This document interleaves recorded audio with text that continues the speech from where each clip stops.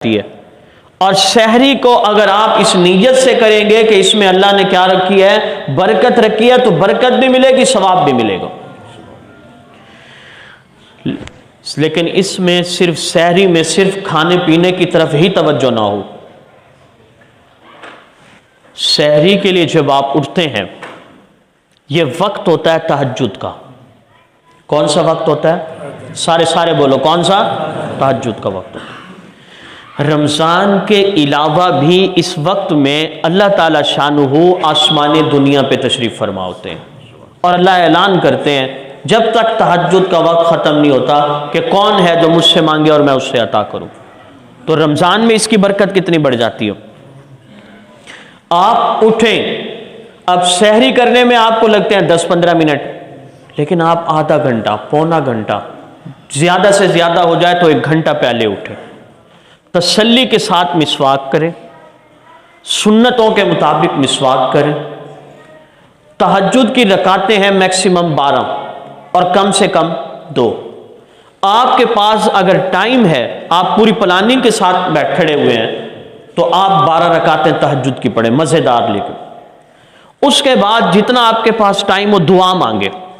آپ نیند سے بیدار ہو چکے ہیں، آپ بالکل فریش ہیں، تازہ دم ہیں، ادھر آپ تہجد پڑھ چکے ہیں، ادھر اللہ کی رحمت آپ کی طرف متوجہ ہے، ادھر سحری کا وقت ہے، برکت والا وقت ہے۔ اب آپ اپنے اللہ سے راز و نیاز کی باتیں کریں، جیسے کوئی بندہ اپنے کسی دوست کو، غمخوار کو دکھڑے سناتا ہے، یہی دکھڑے اپنے اللہ کو سناؤ۔ گرم گرم آنسو جب نکلیں گے، ادھر تہجد کا وقت، سحری کا بابرکت وقت، اور آپ اپنے اللہ کو منا رہے ہیں، آخرت کی تیاری کر رہے ہیں، یقین کیجئے کروڑوں روپے سے آپ کو اتنا سکون نہیں ملے گا جتنا سکون آپ کو ان نوافل اور اللہ کے سامنے الہا وزاری کرنے سے ملے گا۔ اور اسی کے ساتھ ساتھ اگلی بات یہ بھی ذہن میں رکھیں، ہمارے بعض دوست یوں کرتے ہیں کہ سحری بہت زیادہ کھا لیتے ہیں۔ اگر ایک آدمی کھاتا سحری کے وقت بھی پیٹ بھر لے، افطاری کے وقت بھی پیٹ بھر لیتا ہے، تو یوں سمجھ لیں اس نے روزے کو سمجھا ہی نہیں۔ روزے کا مطلب یہ نہیں ہے کہ آپ اس کو صبح اتنا بھر دیں کہ شام تک ریلیکس پھرتے رہیں، نہیں، پیٹ کا خالی رکھنا مقصد ہے جس سے گناہوں کی طرف توجہ کم جائے گی۔ پیٹ کا خالی رکھنا ہی مقصود ہے۔ اتنی سحری کر لینا کہ سارے دن ہی کھٹی ڈکاریں آتی رہیں، اس کو واش روم میں بھاگتا رہے، فائدہ تو نہ ہوا۔ مختصر سحری ہونی چاہیے۔ اچھا، اب سحری کرنے کے بعد یہ کیا سوچتا ہے کہ میں 2-3 منٹ لیٹ جاتا ہوں، اور یہ ایسا لیٹتا ہے، خراٹے مارتا ہے، آنکھ کھلتی ہے تو فرض نماز جماعت ہی ہو چکی ہوتی ہے، اور کبھی اتنا لمبا سو جاتا ہے کہ فجر کی نماز کا وقت ہی چلا جاتا ہے۔ شیطان کا یہ حملہ اپنے اوپر کبھی نہ ہونے دیں۔ آپ سحری کر کے تسلی کے ساتھ، وضو کی ضرورت ہے دوبارہ کر کے تازہ دم ہو کے مسجد میں جا کے سورہ یاسین پڑھو، استغفار کرو، تسلی کے ساتھ فرض نماز پڑھو۔ نماز رمضان میں جماعت کی نماز نہیں، تکبیر اولیٰ بھی نیچ قضا ہونی چاہیے ہماری، ادھر امام اللہ اکبر کہے، ادھر آپ نیچ پہلے سے کھڑے ہوں۔ اگر آپ یہ ترتیب اس رمضان میں بنا لیں تو پورا مہینہ آپ کو ثواب ملتا رہے گا۔ مولانا ابوالکلام آزاد رحمۃ اللہ علیہ فرمایا کرتے تھے کہ رمضان کا مہینہ بونے کا ہے اور 11 مہینے کاٹنے کے ہیں۔ کیا مطلب؟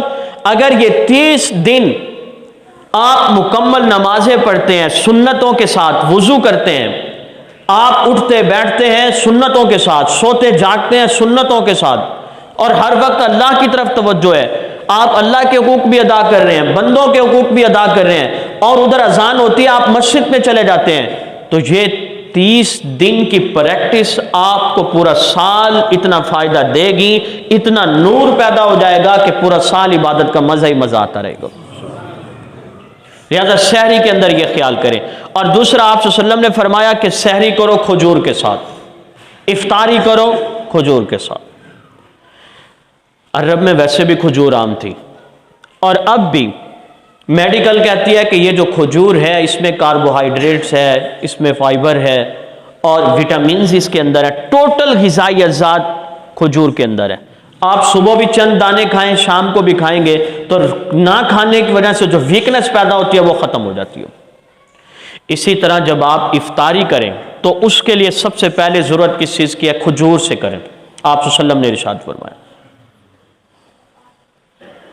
کہ جب تم میں سے کوئی اذا کان احدکم صائما، جب تم میں سے کوئی روزہ افطار کرنے والا ہو تو اس کو چاہیے کس سے کرے؟ کھجور سے۔ فَإِن لَّمْ يَجِدِ التَّمْرَ، اور اگر اس کے پاس کھجور نہ ہو، فَعَلَى الْمَاء، پھر پانی ہے، پھر پانی سے افطار کرے۔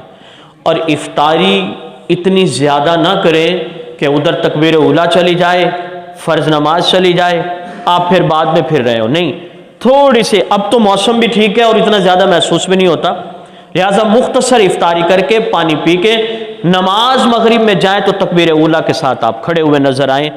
ان چیزوں کی جب آپ پابندی کریں گے تو یقین کیجئے چند دنوں میں آپ کو زندگی میں انقلاب اور تبدیلی نظر آئے گی۔ ہمارے ہاں جو دنیا دار لوگ ہیں نا، سیزن آنا ہے 6 مہینے کے بعد۔ سیزن کتنے مہینوں کے بعد آنا ہے؟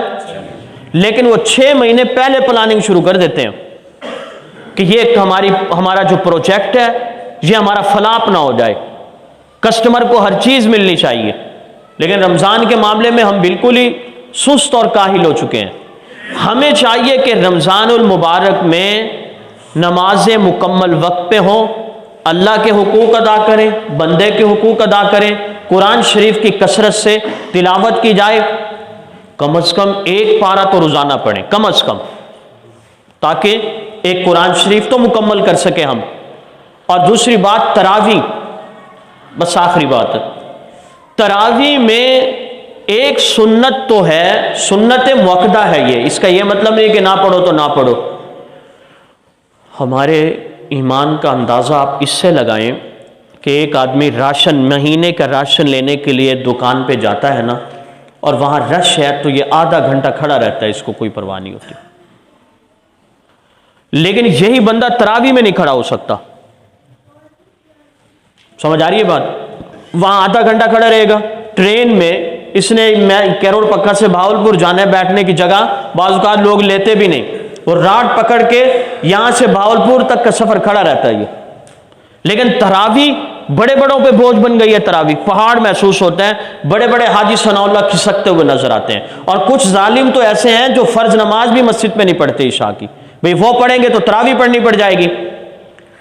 واجب کے درجے میں ہے تراویح، ایک سنت تو ہے پورے رمضان میں تراویح پڑھنا، ایک سنت کیا ہے پورے رمضان میں، اور دوسری سنت ہے پورے قرآن کو سننا۔ اب یہ جو لوگ سست اور کاہل ہیں، پہلے تو جو نکلتے ہیں کھسکتے ہیں، کھسک جاتے ہیں، اور جو کھڑے ہوتے ہیں وہ ایک سنت، دونوں سنتیں بھی ادا نہیں کرتے، وہ کیا کرتے ہیں؟ وہ پانی پینے کے لیے بھاگ رہے ہیں، ادھر جا رہے ہیں، ادھر جا رہے ہیں، امام صاحب پیچھے ہو کے بیٹھ گئے، امام صاحب رکوع میں جاتے ہیں، بھاگ کے کھڑے ہو جاتے ہیں، یہ مذاق اڑا رہے ہیں تراویح کا۔ یہ تو قرآن شریف تو پورا سنا ہی نہیں انہوں نے۔ آپ یہ دیکھیں کہ تراویح میں 3 سے 4 منٹ کے ایک قیام، 2 تراویح 3 سے 4 منٹ، 5 منٹ لگا لیں آپ، ان 5 منٹوں میں بھی آپ تشہد میں تو بیٹھ جاتے ہیں، تشہد میں بیٹھ گئے، اس کے بعد ہر 4 تراویح کے بعد پھر بیٹھے ہیں آپ دعا کر رہے ہیں، تو لیکن آپ نے اندازہ لگا لیا یار 20